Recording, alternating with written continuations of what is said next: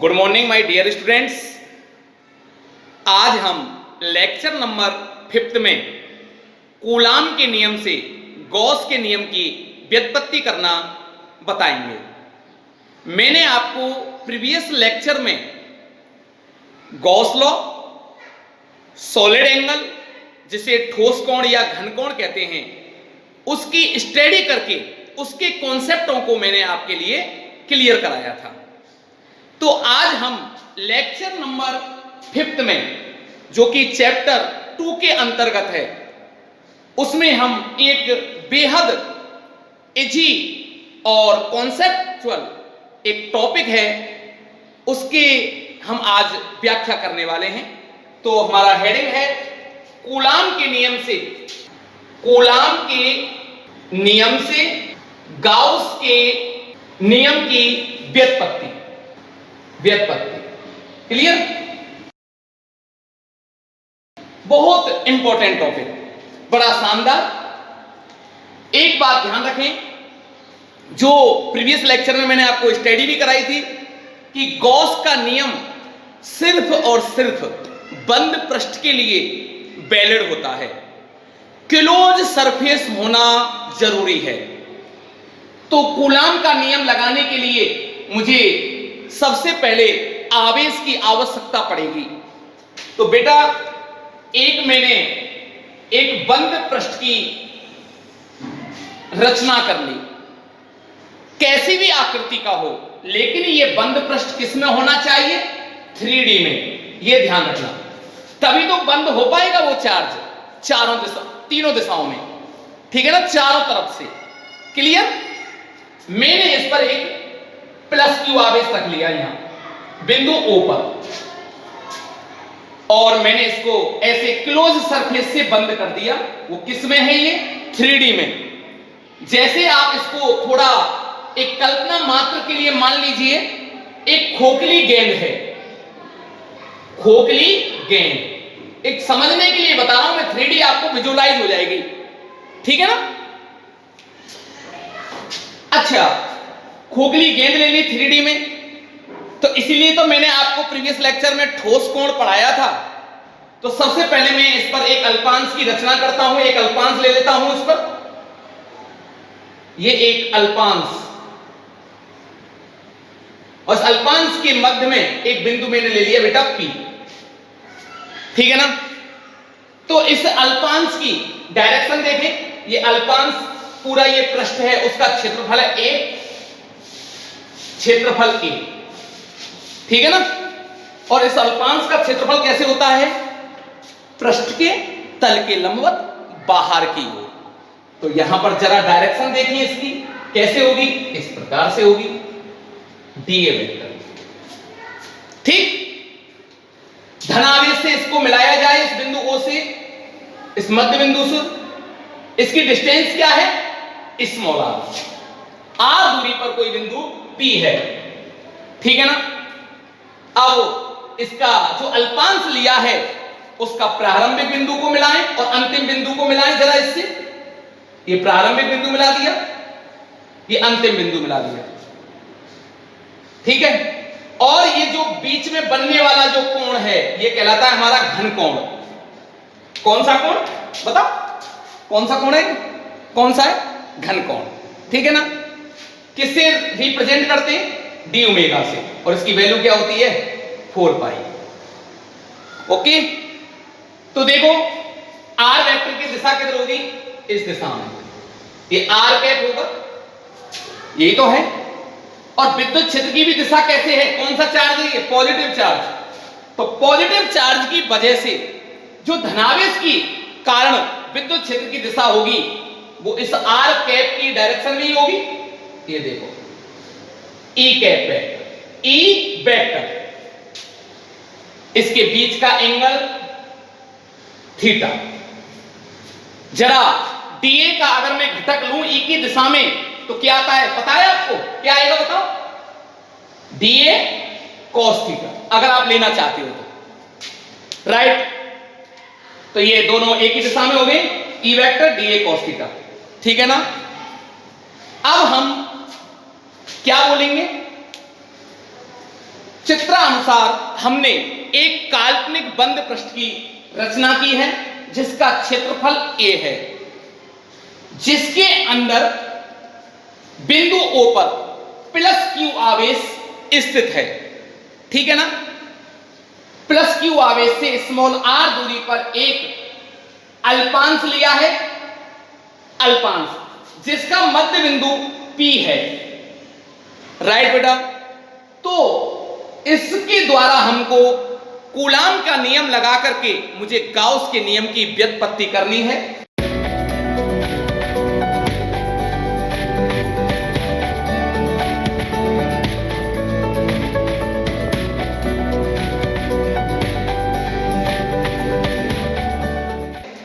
तो देखें कूलाम के नियम से, कूलाम के नियम से, कूलाम का नियम तभी लगता है जब आवेश उपस्थित हो। तो आवेश हमारा उपस्थित है, कूलाम का नियम लग जाएगा। तो प्लस Q आवेश के कारण, प्लस Q आवेश के कारण बिंदु P पर, बिंदु P पर विद्युत क्षेत्र, विद्युत क्षेत्र कूलाम के नियम से। तो जरा ध्यान रखना, कूलाम के नियम से विद्युत बल का जो सूत्र आता है वो तो ये आता है F बराबर K दो आवेशों के, दो आवेश चाहिए बल के लिए, ये फॉर्मूला जो कि मैंने आपको पढ़ा दिया है। और विद्युत क्षेत्र की तीव्रता का सूत्र क्या आता है बेटा? K/r²। राइट? कोई डाउट वाली बात नहीं है, जो कि मैं आपको पढ़ा चुका हूं। ठीक है ना? तो जरा देखें, प्लस Q आवेश के कारण विद्युत क्षेत्र E बराबर परिमाण में लिख रहा हूं KQ/r²। जरा डायरेक्शन देखें बेटा, मैंने परिमाण में लिखा है, धन आवेश है, धन आवेश के कारण विद्युत क्षेत्र की दिशा दूर दिशा में होती है, परे होगी। ठीक है ना? किधर होगी बताओ? परे। परे किधर? इस दिशा में। तो मैं लिख सकता हूं, देखो ओपी दिशा में होगी, दिशा ओपी, ओपी के अनुदिश। अच्छा, एक बात और याद रखना जरा, कुछ ना कहा जाए तो मैं इस आवेश को कहां रखा हुआ मानूंगा? हवा या निर्वात में। तो जरा देखें, इसको मैं यूं भी लिख सकता हूं बेटा, E बराबर 1/4 पाई एप्सिलॉन नॉट, K की वैल्यू किसके लिए? हवा निर्वात के लिए, और Q/r²। जरा हमको ज्ञात तो करना है गॉस लॉ, और गॉस लॉ क्या होता है हम पढ़ा चुके हैं, फाई बराबर सिग्मा Q/ε0। ये ड्राइव करना है, कर लेंगे। क्या प्रॉब्लम आ रही है बताओ? कोई डाउट नहीं, डाउट तो करना ही नहीं है, टेंशन तो लेनी ही नहीं है। ठीक है ना? किसी भी प्रकार की मस्त होकर पढ़ना है। फिजिक्स बड़ी आसान है, कॉन्सेप्चुअल है, रटने से समझ में नहीं आती। कॉन्सेप्ट इंक्रीज करने के लिए, बढ़िया बनाने के लिए आप हमसे जुड़े रहिए, बहुत शानदार समझ में आएगा। और मैं आपको बहुत डिटेल से हर टॉपिक को, हर कॉन्सेप्ट को साथ में लेकर के समझाते हुए चल रहा हूं। ठीक है ना? तो देखिए बेटा, इसमें क्या होगा, अब इस अल्पांश से गॉस का नियम क्या ज्ञात करवाता है? विद्युत फ्लक्स। तो फाई का मान ज्ञात करना है, पहले अल्पांश से ज्ञात कर ले। तो अल्पांश से गुजरने वाला विद्युत फ्लक्स क्या है बेटा? विद्युत फ्लक्स की डेफिनेशन, अल्पांश क्या है हमारा? डीए, डी अल्पांश से। राइट? बताओ क्या होगा? डी फाई इक्वल टू, पढ़ा है ना, E vector dot D vector, ये होगा अल्पांश। ठीक है ना? अगर मेरा पूरा पृष्ठ होता, एक रेगुलर होता, सममित होता, तो मैं कैपिटल ए जो भी क्षेत्रफल माना है वो ले लेता। जैसे वहां पे पूरे का क्षेत्रफल मैंने क्या माना है? ए माना है, तो मैं ए ही ले लेता यहां। ठीक है ना? डॉट प्रोडक्ट हटाया जाए तो क्या आएगा बताओ? ई वेक्टर डॉट, डॉट हटा लो, और डॉट हटाएंगे तो वेक्टर भी हट जाएगा, E D A cos theta. कोई दिक्कत वाली बात नहीं है। संपूर्ण पृष्ठ है, 3D में है, संपूर्ण के लिए निकाला जाए। संपूर्ण बंद पृष्ठ के लिए जरा देखें तो संपूर्ण बंद पृष्ठ के लिए आप कैसे निकालोगे? क्लोज इंटीग्रेशन कर देंगे। फाई बराबर क्लोज इंटीग्रेशन क्या आ गया? E D A cos theta. कोई दिक्कत वाली बात नहीं है। इक्वेशन 1 समीकरण नंबर 2। ठीक, 1 से मान इसको उठा करके 2 में रख दीजिएगा। ठीक है ना? तो क्या आता है बताओ? फाई बराबर ए की वैल्यू रखें जरा, 1/4 pi epsilon naught q upon r square d A cos theta. अच्छा, ये जो विद्युत फ्लक्स का मेरा मान आया है वो कौन से पृष्ठ के लिए आया है जरा बताओ? इस वाले पृष्ठ के लिए।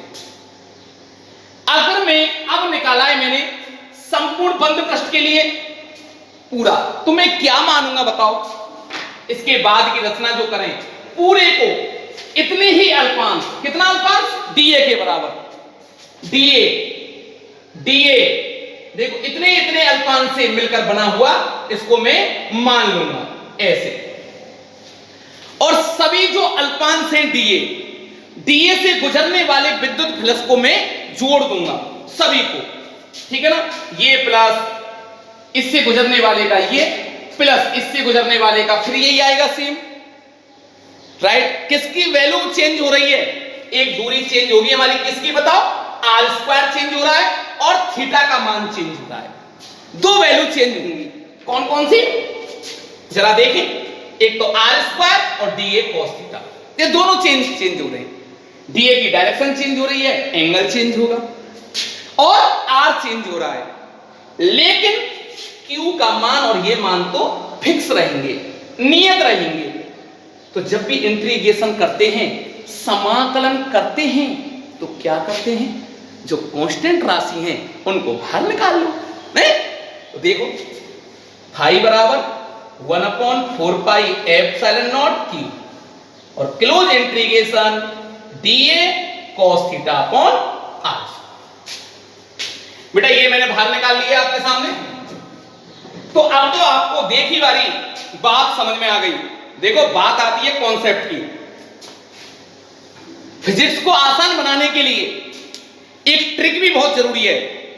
अपन को सारा कुछ मालूम होना चाहिए उस चैप्टर के बारे में।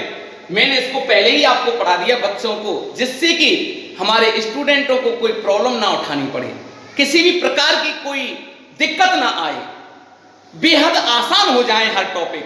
तो ये तो मैं पढ़ा चुका। और ये क्या है बताओ? घन कोण। और घन कोण की वैल्यू क्या होती है? 4 पाई। क्या होती है? 4 पाई। तो जरा देखें,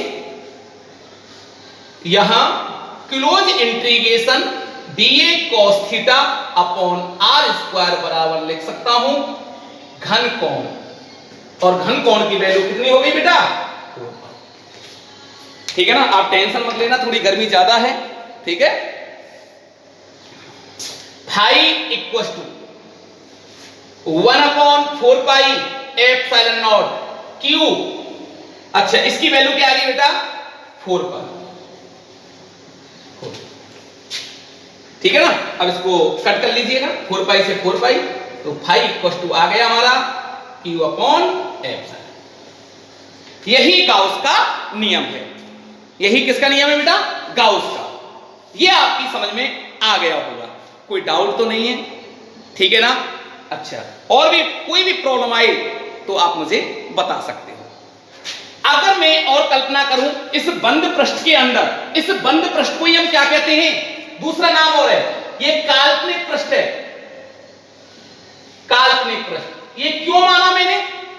क्योंकि मैं पहले बता चुका हूं कि गाउस का नियम तो केवल और केवल बंद पृष्ठ के लिए लगता है। लगता है कि नहीं लगता? तो अपन को आवेश को बंद करने के लिए, परिवर्तित करने के लिए मुझे एक काल्पनिक बंद पृष्ठ की रचना करनी पड़ेगी 3D में। और उस काल्पनिक बंद पृष्ठ को ही मैं क्या कहूंगा बताओ? गाउसियन पृष्ठ भी कह देते हैं। कौन सा पृष्ठ? गाउसियन पृष्ठ। क्लियर? कोई डाउट नहीं है।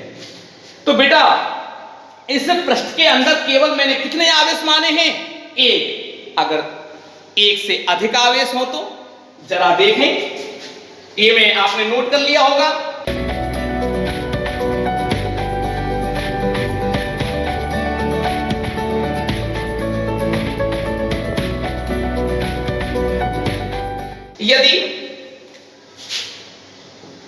यदि बंद पृष्ठ के अंदर Q1 Q2 dot dot dot Qn आवेश उपस्थित हैं और उनसे संबद्ध फ्लक्स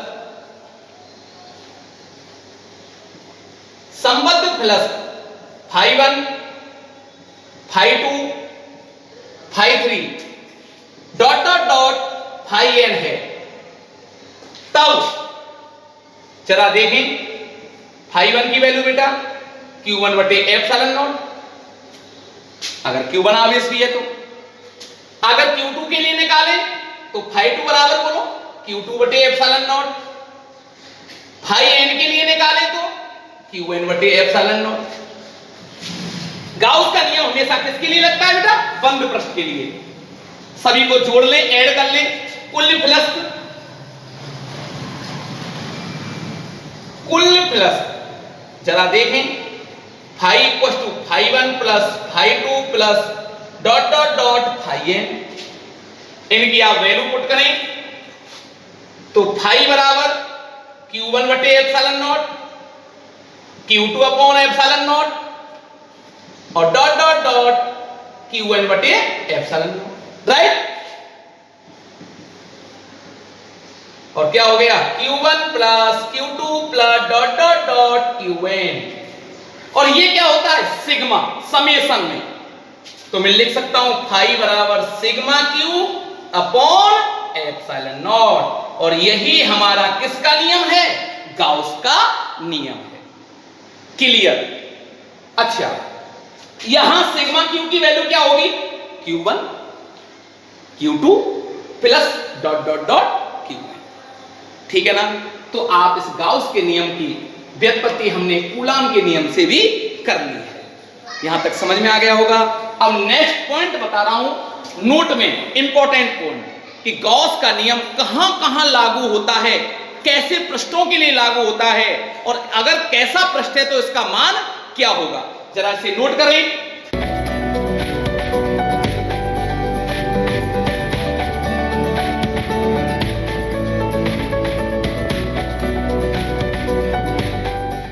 हाँ देखें, बहुत इंपॉर्टेंट पॉइंट हैं ये गाउस के नियम के ऊपर। ठीक है ना? जरा इनको ध्यान रखना। और ये मैंने आपको लिख दिए गए हैं, बारी बारी से मैं आपको समझा भी देता हूं और फिर कॉपी में इनको इसी प्रकार से आप नोट भी कर लीजिएगा। राइट? तो देखें बेटा, पहला पॉइंट है कि गॉस जो लॉ है, गॉस का जो नियम है, केवल उन्हीं सदिश क्षेत्रों के लिए लागू होता है। सदिश क्षेत्र मींस जैसे विद्युत क्षेत्र कैसी राशि है? सदिश राशि है। ठीक है ना? सदिश क्षेत्रों के लिए लागू होता है जो विक्रम वर्ग के नियम का पालन करते हैं। जैसे E समानुपाती 1/r², ये भी सदिश राशि है। और बटे में कोई राशि आती है उसे विक्रम वर्ग बोलते हैं, दूरी का वर्ग। इसे विक्रम रिलेशन कहते हैं, बटे में r² आ जाए। ठीक है ना? हालांकि कोई भी राशि बटे में हो उसको विक्रम ही कहते हैं, लेकिन यहां पे क्या कह रहा है, मैं इस लैंग्वेज के आधार पर बोल रहा हूं, जो विक्रम वर्ग के नियम का पालन करती है। मतलब जो राशि विक्रमानुपाती हो दूरी के साथ और वो भी किसके, वर्ग के। क्लियर, वो होता है, इसको ये फॉलो कर रहा है, ठीक है ना, कोई डाउट नहीं है। क्लियर हो गया। गॉस नियम निर्वात और माध्यम के लिए लगता है, ये तो मैं पढ़ा चुका हूं। निर्वात के लिए जरा देखें, फाई बराबर क्यू अपॉन एप्सिलॉन नॉट, और माध्यम के लिए देखना फाई बराबर सिग्मा क्यू अपॉन एप्सिलॉन। पढ़ा दिया, ये तो मैंने कर लिया, राइट। तीसरा पॉइंट देखें जरा, इस नियम को लगाने के लिए जिस काल्पनिक बंद पृष्ठ की रचना करते हैं, ठीक है, काल्पनिक बंद पृष्ठ होना चाहिए, आवेश बंद पृष्ठ के अंदर बंद होना चाहिए, तभी गाउस का नियम लगेगा, अन्यथा नहीं लगेगा, ठीक है ना। उसे कौन सा पृष्ठ कहते हैं, उसका दूसरा नाम क्या है काल्पनिक बंद पृष्ठ का, हम गाउसियन पृष्ठ भी कहते थे। और इसकी आकृति 3D में कैसा भी शेप ले सकते हो, चाहे आप घनाकार आकृति का ले लो, घनाकृति का, ठीक है ना, या गोलाकार ले लो या बेलनाकार ले लो, लेकिन यहां पर एक बात इंपॉर्टेंट है, वो याद रखनी है। वो क्या है, जिस भी आकृति को आप ले रहे हो, जिस भी शेप को आप ले रहे हो, उस पर इलेक्ट्रिक फील्ड की वैल्यू एक समान होनी चाहिए। किसकी वैल्यू समान होनी चाहिए, विद्युत क्षेत्र का मान उस पृष्ठ पर, जिस पृष्ठ की रचना कर रहे हैं उस पर एक समान होना चाहिए। इस बात को ध्यान रखना है, ठीक है। गाउस के नियम से फाई नेट का मान ज्ञात करने के लिए बंद पृष्ठ का आकार आकृति पर निर्भर नहीं करता, चाहे आकृति ऐसी हो तो भी देखो कितना आवेश है, एक आवेश है, विद्युत प्लस का मान ये होगा। अब आकृति मैंने अलग टाइप की ले ली, कितना आवेश है, एक आवेश है, ये होगा संकुनमा। डिपेंड किस पर करता है, आवेश और माध्यम। देखो आवेश पर डिपेंड, आवेश की प्रकृति और वितरण पर डिपेंड करता है। परिवर्त कुल आवेशों का अर्थ क्या होता है, जैसे ये बंद पृष्ठ है, ये बंद पृष्ठ है, ठीक है, कौन सा पृष्ठ है ये, बंद। इस बंद पृष्ठ के अंदर जरा देखें, ये 3 आवेश स्थित हैं, तो प्रकृति देखो, इस क्यू में से क्यू घट जाएगा, 2q बचा। इसे वितरण कहेंगे, इसे प्रकृति कहेंगे, चिन्ह को प्रकृति, वितरण और प्रकृति पर डिपेंड करता है, राइट। और परिवर्त आवेश का मतलब क्या हुआ, उस बंद पृष्ठ के अंदर कितना आवेश है। सपोज दैट अगर मैंने यहां कोई आवेश और ले लिया 2q माइनस का, क्या मैं इस चार्ज को, इस आवेश को इसमें काउंट करूंगा क्या, बताओ, मैं नहीं करने वाला। क्यों, क्योंकि ये आवेश इस बंद पृष्ठ के बाहर है, इसलिए नहीं करना, ठीक है ना, कोई डाउट नहीं है। गाउस के नियम से फाई नेट का मान आवेशों की मात्रा, प्रकृति और माध्यम पर निर्भर करता है, वो मैंने बता दिया। मात्रा, कितनी मात्रा है, प्रकृति माइनस है कि प्लस है, माध्यम पर पहले बता दिया है। अब देखो 7वां पॉइंट, वेरी वेरी मोस्ट, ये असमान विद्युत क्षेत्र में एक काल्पनिक बंद पृष्ठ रखा है और इसके अंदर कोई आवेश नहीं है, कोई आवेश नहीं है, तो देखो जितनी विद्युत बल रेखाएं, क्षेत्र रेखाएं प्रवेश कर रही हैं उतनी बाहर निकल गई, इसलिए मैं क्या बोलूंगा, फाई नेट बराबर 0, चाहे वो समान हो चाहे वो असमान हो। जरा इसको देखें आप, यहां पर ये एक समान विद्युत क्षेत्र है, यहां असमान था, अरे ठीक है ना, और यहां कैसा है, एक समान है, इसमें भी जितनी बल रेखाएं प्रवेश कर रही हैं उतनी बाहर निकल रही हैं, तो अभी फाई नेट क्या होगा, फाई नेट इक्वल टू 0, और यहां पर भी 0 होगा, ठीक है ना।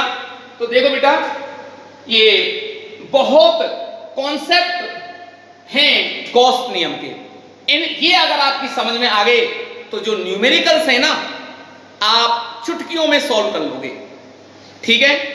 आप टेंशन ना लें किसी भी प्रकार का, यहां तक आप इस लेक्चर को ढंग से बारी बारी से बार बार इसको रिवाइज कर करके स्टडी करें, क्योंकि इन्हीं कॉन्सेप्टों का हम आगे यूज भी करेंगे, ठीक है। आज के लिए ही इतना ही काफी, थैंक्स।